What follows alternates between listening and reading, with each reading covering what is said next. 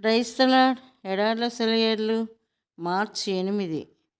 నీ పేరు ఎన్నటికీ ఘనపరచబడినట్లు నీవు సెలవిచ్చిన మాట నిశ్చయముగా స్థిరపరచబడునుగాక.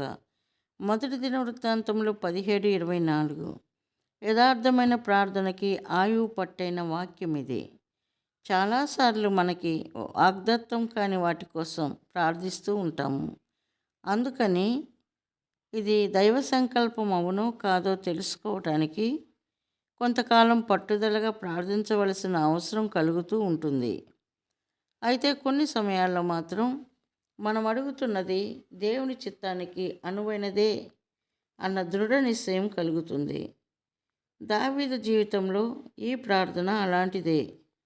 బైబిల్లో ఉన్న ఒక వాగ్దానాన్ని తీసుకొని దాని కొరకు వాదించడానికి ప్రేరేపణ కలుగుతున్నది. దానిలో మనకి సంబంధించినదేదో ఉందనిపిస్తుంది. అలాంటి సమయాల్లో స్థిరమైన విశ్వాసంతో దేవా నువ్వన్నట్టుగా చెయ్యి అని ప్రార్థిస్తాము. దైవ వాక్కులోని ఒక వాగ్దానం మీద చెయ్యి వేసి అది కావాలి అని అడగడం అన్నిటికంటే క్షేమకరమైనది, అందమైనది. ఇందులో మనం చెమటోడ్చవలసినదేమీ లేదు, పెనుగులాడవలసిన పని లేదు.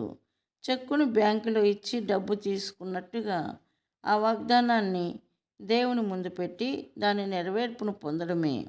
అనుమానం లేదు. ప్రార్థన ఖచ్చితమైనదైతే చాలా ఆసక్తిదాయకంగా తయారవుతుంది.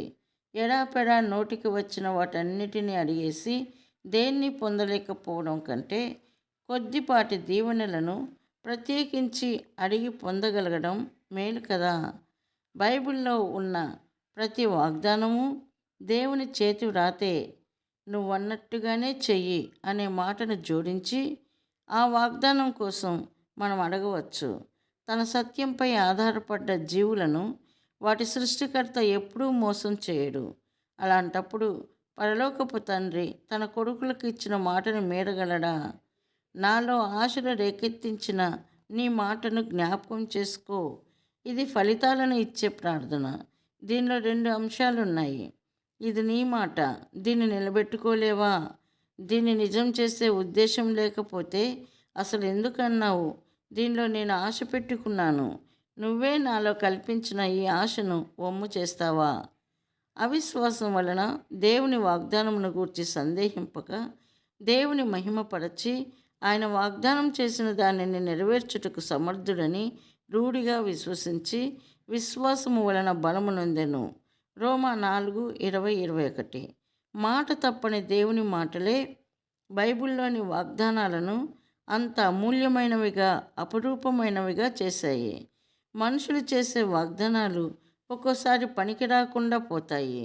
ఇలా మాట తప్పడం వల్ల ఎన్నో హృదయాలు నిరాశతో కుమిలిపోయినాయి. అయితే ప్రపంచం పుట్టినప్పటి నుంచి దేవుడు తనని నమ్మే వాళ్ళకి చేసిన వాగ్దానాల్లో ఒక్కటి కూడా తప్పిపోలేదు. దీన క్రైస్తవుడు వాగ్దానపు గుమ్మం దగ్గర చలిలో, శ్రమల చీకట్లో నిలబడి ఆ తలుపు గడియ తీయడానికి సందేహించడం అనేది ఎంత విచారకరం. అతను నిస్సంకోచంగా ఆ తలుపు నెట్టుకుని లోపలికి వచ్చి తండ్రి ఇంట్లో ఆశ్రయం పొందాలి. ప్రతి వాగ్దానానికి 3 స్తంభాలు ఆధారంగా ఉన్నాయి. దేవుని న్యాయం, ఆయన పరిశుద్ధత ఆయన్ని మాట తప్పనీయకుండా చేస్తాయి. ఆయన కృప, వాత్సల్యం ఆ వాగ్దానాలను ఆయన మర్చిపోకుండా చేస్తాయి. ఆయన నిజాయితీ ఆ వాగ్దానాన్ని మార్చేయకుండా ఆచరణలో పెట్టేలా చేస్తుంది.